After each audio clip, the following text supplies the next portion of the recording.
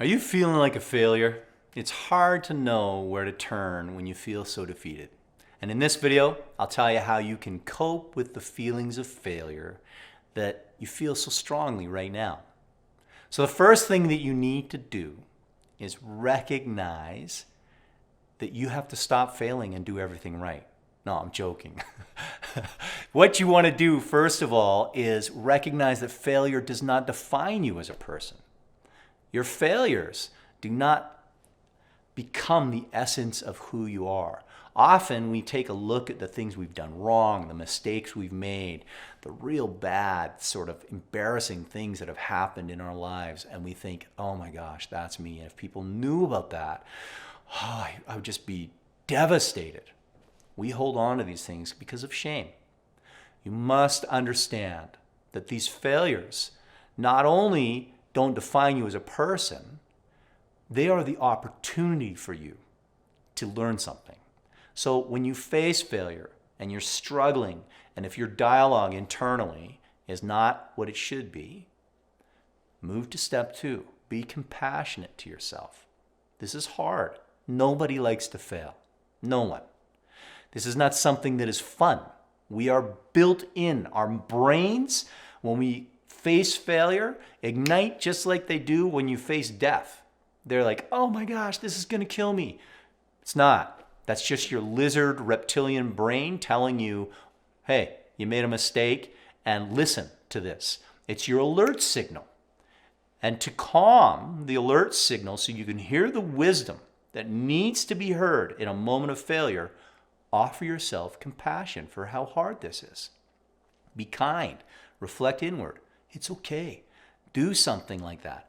If it's hard, even touch yourself like this, like I'm doing now. Rub your arms, hold your face. All of these things will help calm you depending on how stressed you are about the failure you're facing. As you offer yourself compassion, your fight or flight response will diminish. This will allow you to re-engage your prefrontal cortex. In that moment, when your prefrontal cortex is engaged, you can now reframe this failure. You can look at it for what it truly is. The master teacher and the door to the opportunity that you desire. Every failure is the great lesson that you were meant to learn. There are so seldom works of great art, brilliant discoveries, new apps, job opportunities, everything that we love to think about, It's so seldom that lottery ticket where you bought the ticket that won, or you did one attempt and everything you wished happened. We hear those stories. We love those stories. It's exciting to think about. The reality of our lives is that failure, frequent failure, is the precursor to success. And those that embrace it without fear and confront it time and time again with the calm of an engaged prefrontal cortex and a calm reptilian brain, meet that challenge, learn the wisdom from the failure they faced, make a course correction, and they become a person that thrives. You can fail 1,000,000 times trying something, and when you finally hit that right, just drive down the line, man, it feels good. And all of your failures are the things that taught you to do that one success. Don't be afraid. Don't let it consume you. But I understand how it does. I truly do. When I was, a number of years ago, I started my own company. It was in 2010. And I had been wanting to start my own business for years. I was scared to do it because I was afraid to fail.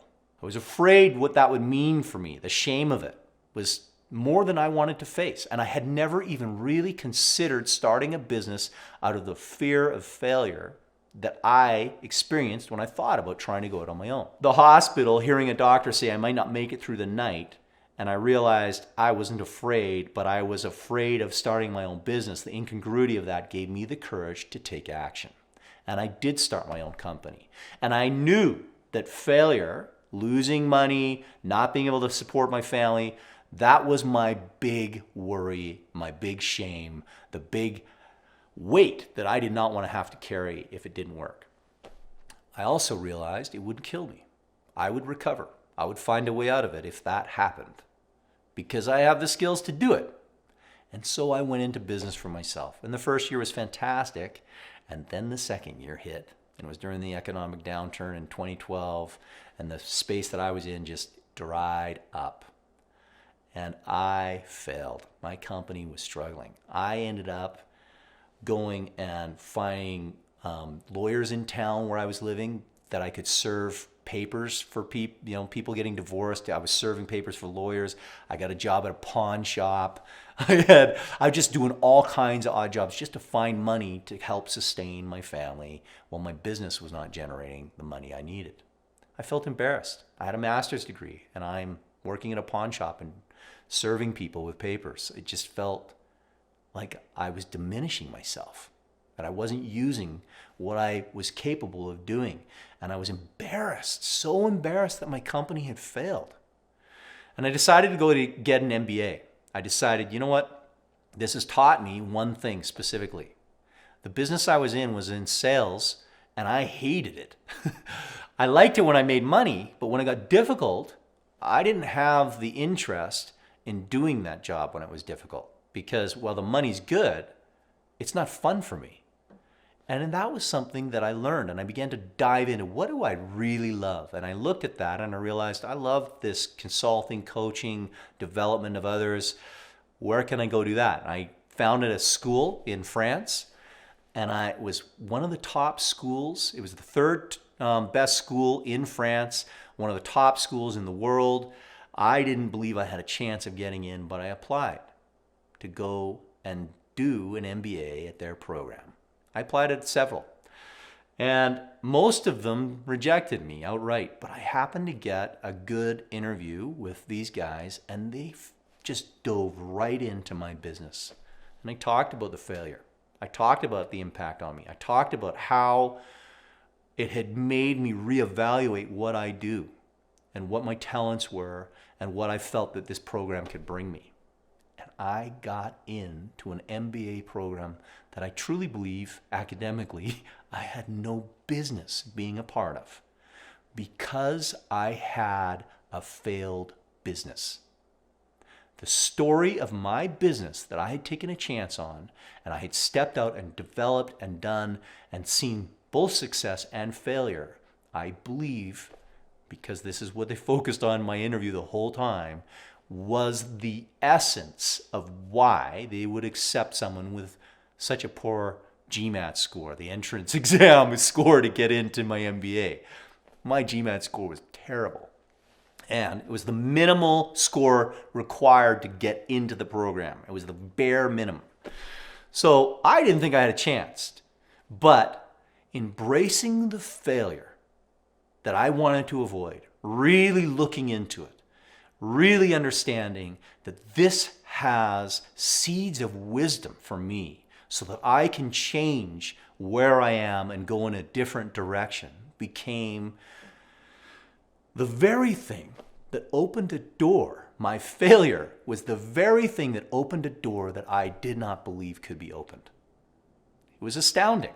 I got into this program, and astonishingly, they passed me. I got in with a consulting firm, consulting and doing things I loved, and then really went out on my own fairly quickly after that. It was really, really cool. So, if you are in a situation where you are struggling and feeling that failure has taken you out, follow these steps. Dive into it. This is your opportunity to change your course and your trajectory if you will move away from the instinctual fear that we all face when we face something like this, and you compassionately reframe what it is you're looking at. Solve it, learn from it, dive into it, absorb it, and change your course. Good things will happen. And you will no longer be defined by failure.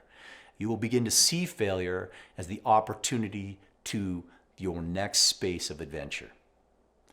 If you liked this video, you know what? Like, follow, subscribe. I'd love to hear your comments, and stick around because I got a video coming up on how to feel worthy of love. If you're struggling with failure, you might struggle with this too. And this could be a helpful thing to add on to the way that you approach failure, because you've got to know that you have worth. Thanks for joining me. I'm James Burnham.